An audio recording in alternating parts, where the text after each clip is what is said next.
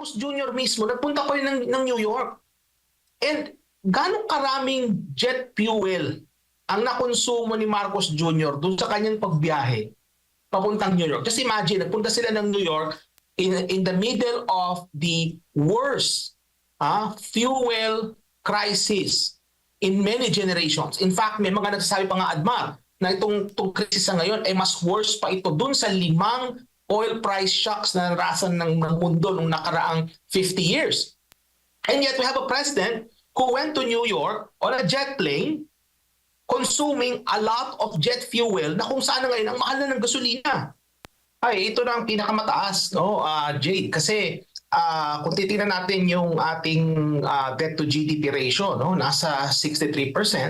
Mataas ito at yung level mismo ay pinakamataas po ito, no, sa lahat. At itong pag-utang ng ating bansa, no, ito ay nakababahala kasi hindi nararamdaman ng tao yung mga inutang, no? Kasi syempre kapag ka nangutang, kailangan yan ay mapunta yan in terms of government services, no? Mapupunta yan sa maayos na serbisyo, magandang infrastruktura, maayos na pamamahala, and yet hindi yan ang nakikita ng tao. Kaya malaking problema ito, no? Kasi utang tayo ng utang as if para pa rin tayong nasa pandemic. Wala na nga tayong pandemic, Jade. At kung meron mang krisis na ngayon, itong nangyayari sa gitnang silangan, ano? But I don't think na hindi kinakailangan mangutang ng ganyang kalaki to finance programs para makatulong sa pag-alleviate nitong oil price crisis na nararamdaman natin sa ngayon, ano? Pero itong pangungutang talaga nakababahala. And then we hear news, Jade, na may matindi ang graft and corruption, no? In fact, ang graft and corruption pinakamatindi sa panahon ni Marcos Jr., no, sa lahat. At nahinigitan pa niya yung kanyang tatay, no, in terms of sa graft and corruption. So kaya hindi ko masisi ang tao, Jade, na sabihin na parang itong mga inuutang natin parang baliwala lang kasi hindi nila nararamdaman, no, ang presyo ng bilihin mataas pa rin, no. Yung mga ospital, malaki pa rin ang gastos ng ating mga kababayan sa pagpapagamot na dapat yan ay mga libre na yan. Malaki pa rin ang ginagastos nila para mabuhay, cost of living na tinatawag natin. Mahirap pa rin ang buhay, ika nga. And yet makikita natin yung mga politicians dyan sa Pilipinas, no, maraming mga gagarang sasakyan, pupunta sa abroad, no, mararang yung pamumuhay. And yet ang nangyayari, utang lang ng utang yung gobyerno without the public really feeling yung pinapuntahan ng inutang. Opo. So, and not only to mention, Jade, na dapat kasi pag nangutang, lumalago yung ekonomiya. Pataas ng pataas yung pangungutang natin, and yet yung growth natin, hindi natin na-achieve yung target. So, kagaya nung nakaraang quarter, 3% lang inilago ng ekonomiya, isa na punta yung inutang ng bansa. Hindi ba? So, kung talagang maayos ang pamamahala at yung pagmamanage ng salapi, ng pera, yung inutang na yan, dapat nag-translate yan into economic growth. At yan ay hindi nakikita natin sa ngayon. So totoo lang, ang dapat na ginagawa ng gobyerno ngayon, hindi magdagdag ng utang, kundi dapat ang ginagawa ng gobyerno ay magbawas, no, ng pangungutang. Yan ang dapat na ginagawa nila sa ngayon. In terms of economic outcomes, hindi malinaw kung saan napupunta. However, in terms of sa pamumuhay ng ating mga namumuno, yung mga mararanging pamumuhay, makikita natin ang pupunta sa graft and corruption, Jade. So in terms of economic outcomes, hindi malinaw. Pero in terms of graft and corruption outcomes, it's very clear kung saan napupunta yung inutang na yan. Just imagine, the country is borrowing so much, and yet the Filipino people are not feeling the effects ng inutang. Kasi halimbawa, kung nangutang ka, Jay, dapat na itapos na sa ngayon yung mga subway na yan, natapos na yung mga pinapagawang North-South Commuter Railway, dapat natapos na yung mga pag-i-improve ng mga paliparan, dapat natapos na yung mga project na yan sa mga daungan, sa mga kalsada, pabahay, etc. Utang ng utang ang gobyerno, eh hindi nararamdaman ng tao. Mga kababayan, do you remember nung nangampanya si Marcos Jr., sinasabi niya na magtatayo sila ng pabahay na 1 milyong pabahay kada taon. Nasa ika-4 na taon na, no, going 5 years na si Marcos Jr., malapit nang matapos yung termino. Nasaan na yung more than 4 million na dapat na naitayo yung pabahay? Utang ang gobyerno, and yet hindi nararamdaman ng tao. Yun yung pinakahalimbawa na lang dyan, yung sa pabahay. kung talagang seryoso ang gobyerno in terms of addressing issues, no, dapat yung inutang na yan, napunta yan into things, in terms of projects na nararamdaman ng tao, and yet hindi po yan ang nangyayari, mga kababayan. Nakakalungkot po.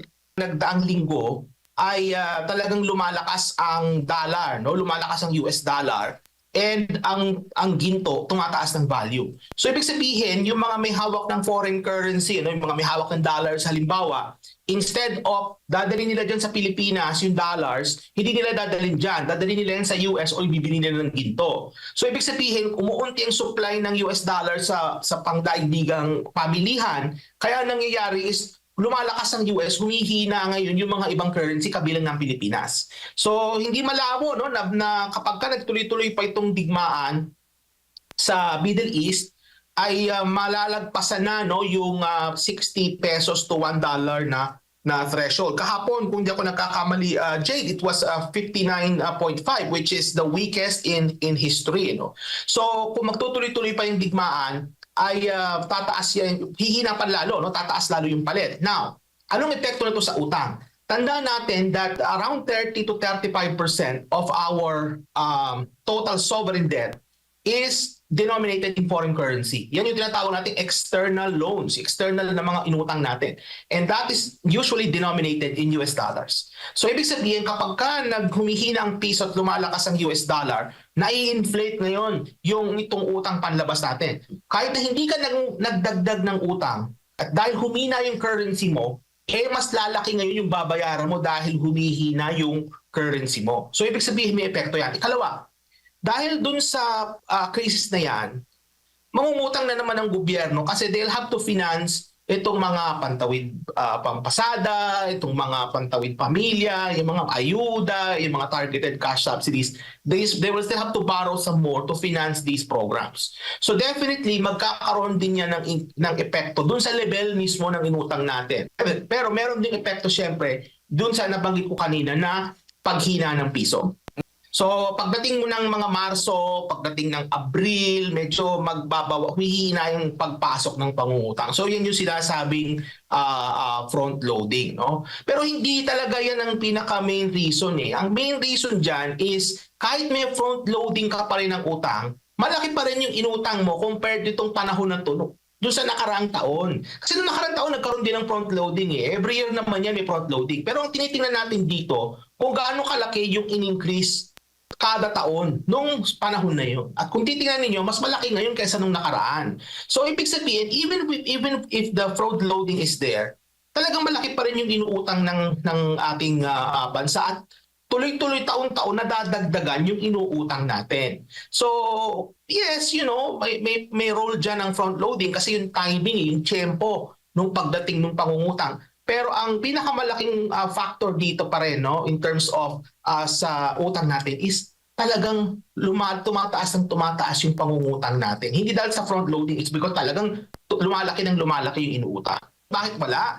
Kung titingnan nyo yung growth ng ating ekonomiya nasa 3%. Ang pangungutang natin nasa mahigit 3%. So ibig sabihin, kung mas mataas yung antas ng iyong pangungutang kaysa sa paglago ng iyong ekonomiya, just do the math, mga kababayan. In a matter of decades, makikita natin kung magtutuloy-tuloy ito, yung ating debt to GDP ratio ay magiging mas mahigit sa laki ng ating ekonomiya at hindi maganda yon. Sa Japan, kaya nila yan. Mahigit 100% yung debt to GDP ratio nila kaysa sa laki ng kanilang ekonomiya. Mayamang bansa ang Japan.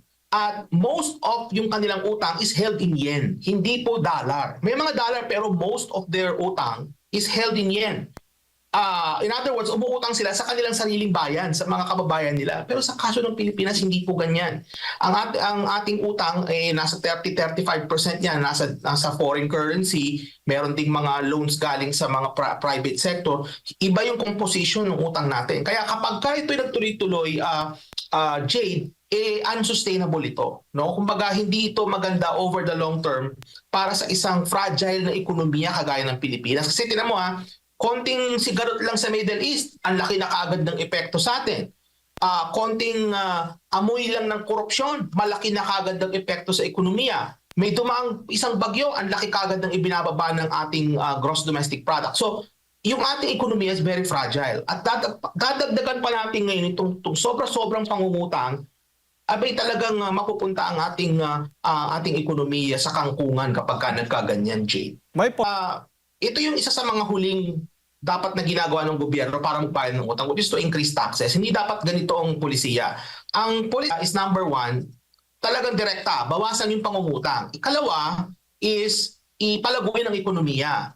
Kasi kapag ka lumalago ang ekonomiya, Jade, is lumalaki yung tinatawag nating tax base. At kapag ka lumaki po ang tax base, ibig sabihin, mas dumaraming transaction sa ekonomiya, mas yumayaman ng mga tao, no? Mas lumalago ang ekonomiya, lumalaki yung buwis na nalilikom ng gobyerno. At kapag ka lumalaki po yung buwis, ibig sabihin, mas marami silang yung pambayad dun sa mga inutang. Now, yung paglago po ng buwis na nakokolekta nila, hindi ibig sabihin na nagdagdag sila ng buwis o nagtaas sila ng tax rate. Hindi po ganun yun. Galing lang po yun, simple lang sa paglago ng ekonomiya. So ang susi dito, para mabayaran yung pangungutang na hindi ka magtataas ng buwis, is palaguin mo yung ekonomiya. Pero nakikita natin sa ngayon, hindi ganyan na nangyayari. Buutang tayo ng umuutang and yet the economy is not growing to where it should be.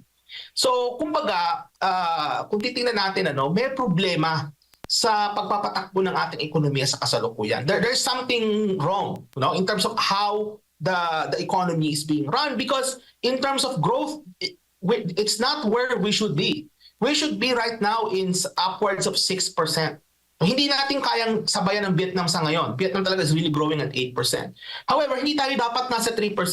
We should be somewhere between 6 to 6.5% currently. And yet, we're not there. We're way down. We're at 3%.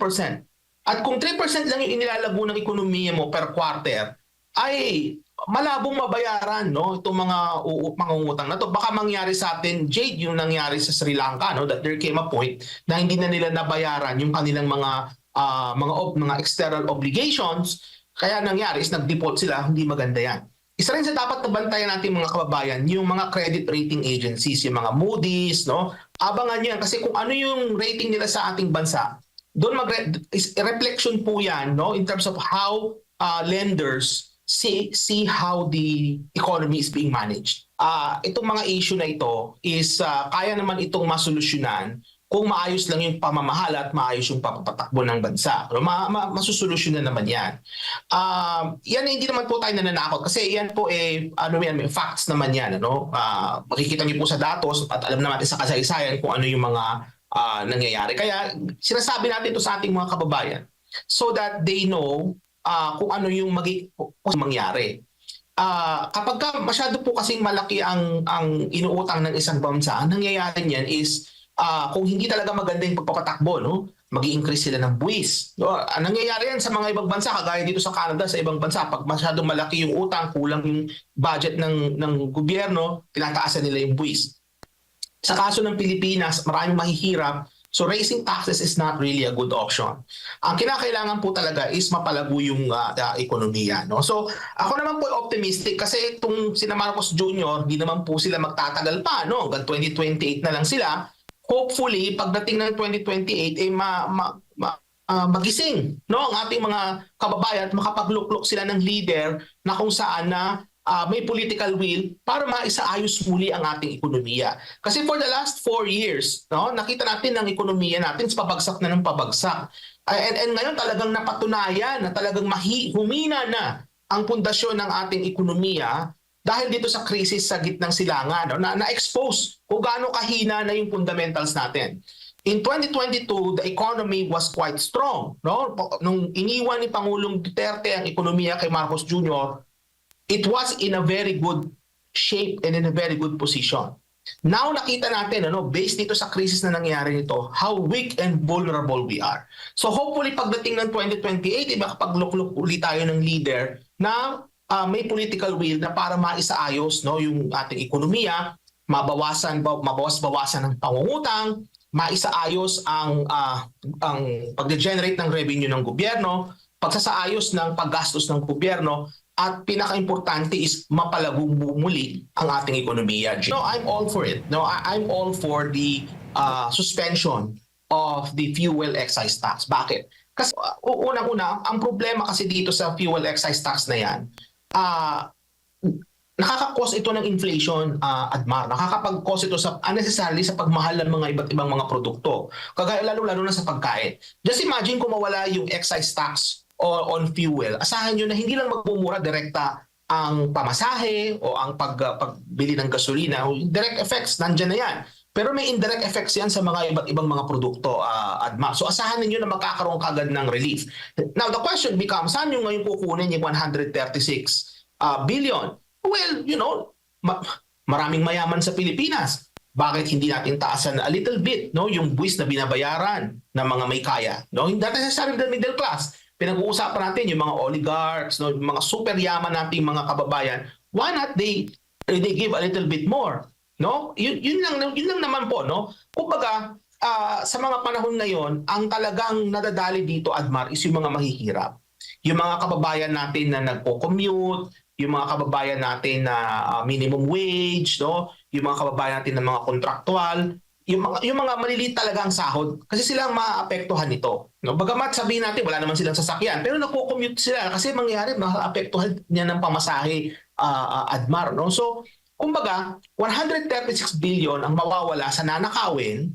Alam naman natin, nananakaw lang yung pera, nakita natin. So, pero kung ang concern nila is how to replace that, well, there could be other ways, other creative ways of actually financing a potential revenue loss as a result of the suspension of the excise tax, no? Hindi lang 'yon, Admar, maidagdag ko rin pala bago ko 'to makalimutan. 'To importante rin 'to eh. Diba sinasabi ng gobyerno is magbawas tayo, no, ng pagkonsumo ng gasolina. Diba nga ngayon ang Admar, ang nangyari is from 5 days, ang mga LGUs naging 4 days na lang. No? Nanonood nga ako sa mga LGU, nagpo-post sila sa Facebook, nakita ko, from 5 naging 4 days na lang, Monday to Thursday, 7 a.m. to 6 p.m., which is fine, okay lang yon. Pero kung titingnan mo, si Marcos Jr. mismo, nagpunta pa rin ng New York. And gano'ng karaming jet fuel ang nakonsumo ni Marcos Jr. doon sa kanyang pagbiyahe papuntang New York. Just imagine, nagpunta sila ng New York in the middle of the worst fuel crisis in many generations. In fact, may mga nagsasabi pa nga, Admar, na itong crisis sa ngayon ay mas worse pa ito dun sa 5 oil price shocks na narasan ng mundo nung nakaraang 50 years. And yet we have a president who went to New York on a jet plane consuming a lot of jet fuel na kung saan na ngayon ang mahal na ng gasolina. Baka naman po pwede, Mr. President, imbis na nagpunta po kayo, nag-zoom na lang kayo. Kasi di ba ang pinag-usapan nila doon, di ba, sa women's rights, no? To push to have our country as part of the UN Security Council, which is, by the way, I think it's irrelevant because the United Nations has become irrelevant already. So the question is that, why did Marcos still went there? Di ba? So, kumbaga, Admar, kung ang gobyerno natin, it's about setting examples. Leadership by example, ika nga, and Marcos Jr. failed miserably in being a leader by example. Tingnan niyo lang si FPRRD. Maalala niyo mga kababayan, nung dating Pangulong Duterte, nagpunta ng Russia, kausap si Vladimir Putin. And then nangyari yung krisis sa Marawi. Anong ginawa ni Pangulong Duterte? Bumalik, kinancel yung biyahe.